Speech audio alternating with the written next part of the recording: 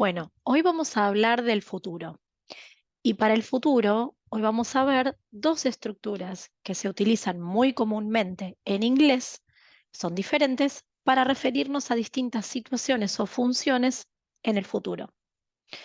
Las mismas son will o going to. Will no tiene traducción, es un auxiliar que combinado con otro verbo al lado le da idea de futuro. Y going to es una frase que tiene ing y que tiene que estar acompañada o precedida por el verbo to be.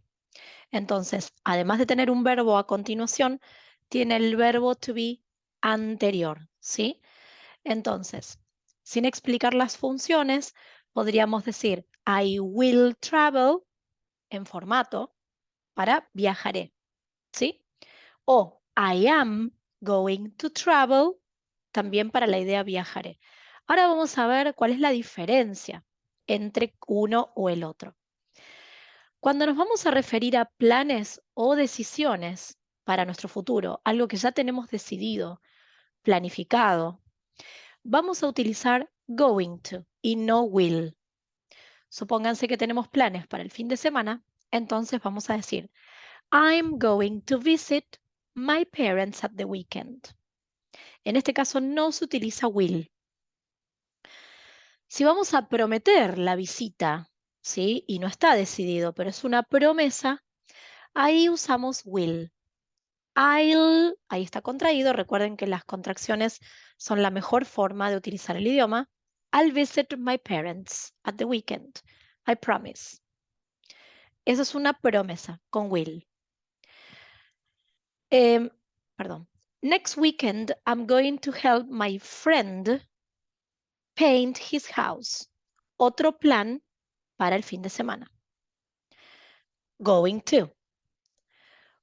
O cuando uno se ofrece a hacer algo, offer, offer to help, ofrecerse a ayudar a alguien, ofrecerse a ir a hacer un mandado. Wait a minute, say, wait a minute, I'll help you, ¿ok?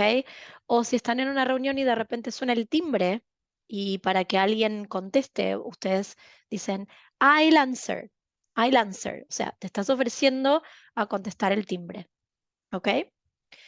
Y después, la otra de los usos más comunes es cuando uno decide algo en el momento en el que estás hablando. Y el ejemplo más común es en una cafetería, en un restaurante o en cualquier lugar donde tengas que pedir algo. Y sobre un menú, elegís y decís, I'll have, también de will, I'll have a sandwich and a Coke, please. Esto le decís al mozo o a la persona que te atiende en el mostrador. También los utilizamos para predicciones de futuro, cuando imaginamos cuál puede llegar a ser ese futuro, ¿ok? Si está basado en una evidencia clara de que eso va a suceder, por ejemplo, el cielo lleno de nubes grises que se nota que va a llover, uso going to, porque es ya como algo como muy seguro. Entonces digo, it's going to rain. ¿Mm?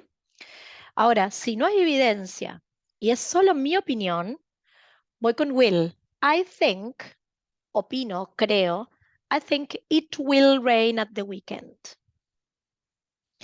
Bien, en cuanto al formato, cómo lo armamos, en el caso de los negativos es importante recordar que will se transforma en won't y se pronuncia won't, como con un O. ¿Mm?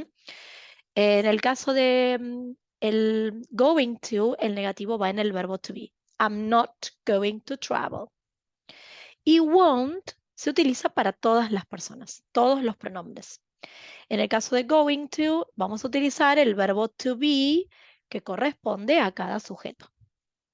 Bueno, en el interrogativo cumplimos lo de siempre. Por lo general damos vuelta. Acá no es nada diferente. Se da vuelta el will, el sujeto.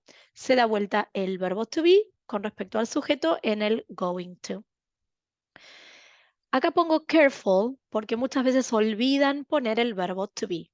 Es importante agregar el verbo to be previo al going to.